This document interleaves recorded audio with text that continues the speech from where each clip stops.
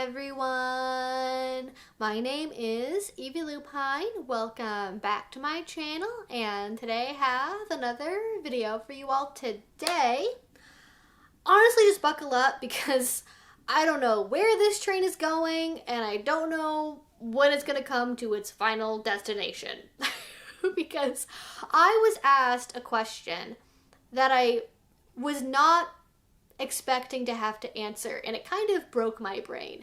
So recently I was working with Field and Cat Black, and we did a live call-in show where we answered people's questions. And one of the questions that we got was, what is the difference between kink and BDSM? And both Cat and I thought, well, is there really a difference? If there is one, does it really matter? Why would you want there to be a difference? And I had always thought that kink and BDSM were more or less synonymous, but the reaction that was happening in the comments, in the chat, was not in agreement about that point whatsoever. It was like, well, no, I don't do BDSM. I don't really do that pain stuff. I just have some kinks. And there were a lot of people that were adamant that BDSM was one thing and having kinks was something else entirely. And I was like, that is so interesting. So I had to sit and think about this for a while because, well, like, where does BDSM come from? Where does kink come from? Are they really that different? Have they been different before and then they got kind of squished together over time? To be honest, I don't really have a firm answer about this. I have my own beliefs and I'm going to walk you through them, but I would love to know your thoughts in a comment down below as we go through this conversation. Because in my mind, okay, what do I see as kink and BDSM? I use the same definition for both. It gets used interchangeably all of the time across the BDSM community, right? We have kink.com, which is a BDSM website. We have the ultimate guide to kink. I use the term kink and BDSM interchangeably in my own videos. And so for me, how I define them is non-normative intimacy practices. Because BDSM, though it is an acronym and it does have 6 components to it, it's not just what's in that acronym, right? It's not just bondage, it's not just DS. It's all of those things and then more on top of it. And my opinion about this comes from the fact that I have literally made the list. I have made the list of all of the different things that I would consider to fall under the BDSM umbrella. And there's literally hundreds of options. And I find it interesting that people would look at BDSM presumably and go, well, it doesn't fall under one of these 6 things, so it can't be BDSM, it's this other thing. And you know, sometimes that is the case, right? Like with fetishes, there is a large overlap with BDSM, but not every fetish is BDSM. You might have a fetish for small penis humiliation, and because of the power exchange and humiliation that is embedded into that, I would say that largely, if not entirely, falls under the BDSM umbrella. But other fetishes don't have anything to do with BDSM whatsoever, like ABDLs, right? ABDLs can totally be part of BDSM, and sometimes they are, but there are other people who process their enjoyment of ABDL things as being entirely separate from BDSM.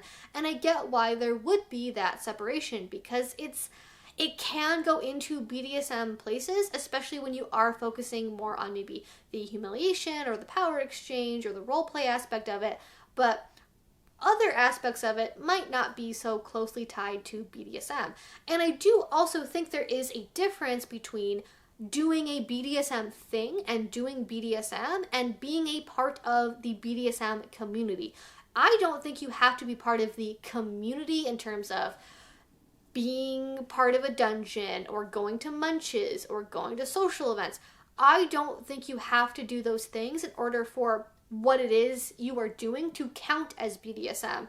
I don't even necessarily think that you have to think about the thing you're doing being BDSM in order for it to fall under that umbrella. I'm not really set on that idea, but that's where my brain is going with this, is like, yeah, sometimes you're doing BDSM, but you don't have to, like, be aware of it being BDSM. Like, we don't all consciously think to ourselves, this act I'm doing is BDSM and that is what makes it BDSM. Like, that's not how it works. Life is more fluid than that. So I find it very interesting. There are people who want there to be this very big separation of this stuff is BDSM, this stuff is kinky, and what I do is not BDSM, because we have talked about this many times now, both in like the conversation about vanilla versus kink and pleasure doms and soft doms and all the new internet words for separating bad scary BDSM from nice good BDSM or nice good power exchange. I've literally even seen the term vanilla dom before. Subject for another day, I'm sure. But this is all to say, I think there are times when people make a separation and it is legitimate. It is because BDSM does not resonate with you. The definitions we use, the way you process it, does not make sense with your brain. For example, I have talked to another content creator who is a spanking fetishist, and spanking I would consider to fall under the BDSM umbrella most of the time. However, for them, when they were participating in BDSM as a culture, they didn't really feel like BDSM suited them. They were part of their own spanko world, and that was so much more accurate to who they were as a person and their sexuality. And I totally respect that. So there are times when separation makes sense, or new terms have to be invented to make up for a lexical gap that we happen to have. But there's also a large tendency to be like, these bad BDSM people over here are doing this weird gross stuff, and I'm over here doing my cool normal hot stuff, and miss me with that BDSM crap is basically the mentality I see, where there is so much misinformation and stereotyping still about BDSM. I have been here for half a decade making YouTube videos, and I will not rest until less people have these stereotypes about BDSM, where it's about pain and suffering and everyone involved is just like horrible, mean, broken people doing things in black dungeons with red lighting. And people do heavy stuff within BDSM. I'm not gonna lie to you and say it's all like sunshine and roses and giggles and everything. It can be. It can also be really intense and heavy and hard to process, both as a participant and as a witness. But this stereotype that separates kink and BDSM from each other kind of feels like that whole, BDSM is bad and hard and mean and cruel, and my kinks are just kinks, right? They're just kinks. They're light. They're not that, not that important to me. I like doing them sometimes. And I think that kind of separation, if that is the motivation, misunderstands the variety that exists within BDSM, both in terms of the variety of things you can do under the BDSM umbrella, and also people misunderstand the level at which people participate in BDSM, and also how much it takes over their lives, and also how people feel when they're doing it. Because you can casually do BDSM. You can do BDSM stuff just in the bedroom. You can do BDSM that is hard and mean and cruel, and you can do BDSM things that are hard and mean and cruel. You can do those same exact things oftentimes in a loving, intimate, soft way. It's all perspective. It's all what you negotiate. It is very much up to the individual, and there is nothing implicit in BDSM that says BDSM means you have to do it in a dungeon, and it has to be like a big part of your life, and it has to be, part of your personality. All of this can be done casually, and it oftentimes is. And I would even say, based on the research that I know about, that most people who do BDSM things are only doing it in a casual way. What I find interesting about this, though, is I do think there are some gray areas, let's say, where there are things that have been taken out of a BDSM or kink context and been more vanillified and kind of exist in this gray area of like they can be kinky but they're not always. I talked about this on Twitter, and I don't think I fully got my point across the way I wanted to about this, but I was trying to say that things like, for example, calling someone daddy in bed are now so commonplace that they've been removed from their kink context so thoroughly that it's more or less kind of vanilla, right? It might have a little bit of an edge to it, a little bit of a spice, a little cinnamon in it, a little strawberry perhaps, but it's not like the term daddy, for example, could be like a CGL power exchange deep roleplay thing, And it could be the same thing as calling somebody sweetie or baby. Like, it could just literally be a vanilla nickname at this point. I'm not really sure how much different it is, other than maybe being a little bit on the edgy side. And I think similarly with certain sex acts, like oral sex, anal sex, etc., that used to be very taboo and very kinky. And maybe one of the ways that I think about what makes something a kink is how mainstream is it or not. And I don't think that participation in kink or BDSM should be based on like how taboo it is, and hopefully you would like it regardless of how mainstream it is, and you wouldn't just stop because, oh, the taboo is gone. Although I know for many people the taboo is oftentimes a turn on, and that's a whole other complicated conversation. We're having layers and layers of like, put pins in it. We'll talk about it at some other point in the video, I'm sure. But just for this, I will say that, is kink primarily about it being a taboo or not? If it becomes less taboo, does it lessen its association with BDSM or kink? And I think it can, right? Because as I was trying to say, anal sex, oral sex, that kind of a thing used to be much more taboo for heterosexual people. And now it's become very, very mainstream. And as we've discovered on FetLife, I want to say either oral or anal is like one of the #1 fetishes on the entire website. And I'm like, I don't really know if like 3 million people say they're into that. Is it really just a kink by itself? Because I think it's kind of been vanillified in terms of the way that it's approached in dating, how it's talked about more openly, the kinds of conversations people have about it. It doesn't have that same reservation or mystique to it, I suppose. But yeah, I don't know.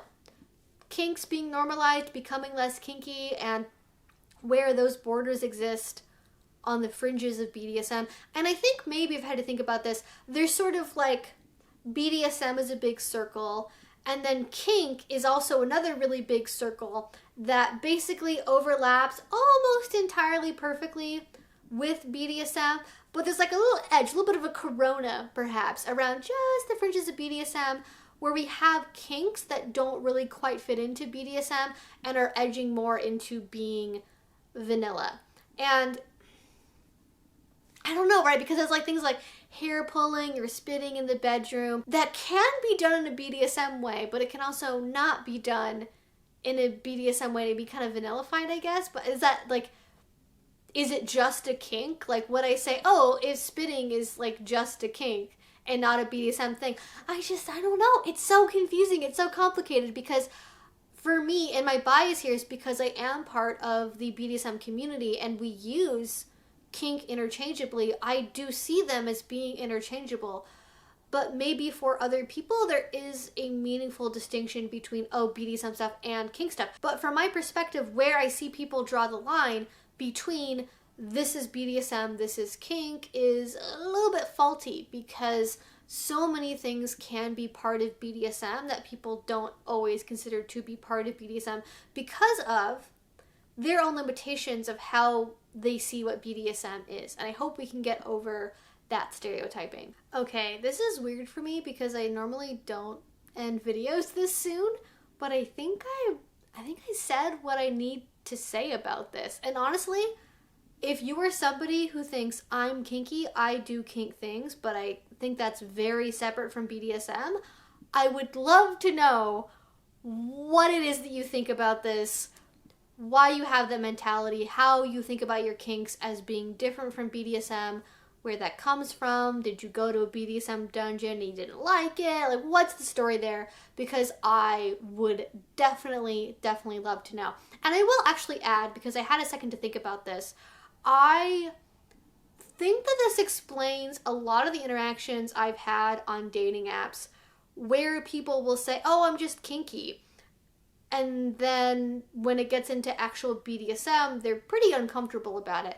And I've always kind of assumed that was because usually when people say, oh, I just have a few kinks, that means they have kinks in the bedroom, things that are non-normative per se, that they enjoy doing in the bedroom, and they don't ever do it outside of the bedroom. So I think one part of this as well is that because BDSM can be and often is done outside of the bedroom, is more part of somebody's everyday life maybe, that can be seen as very separate from just a kink you do when you're having sex.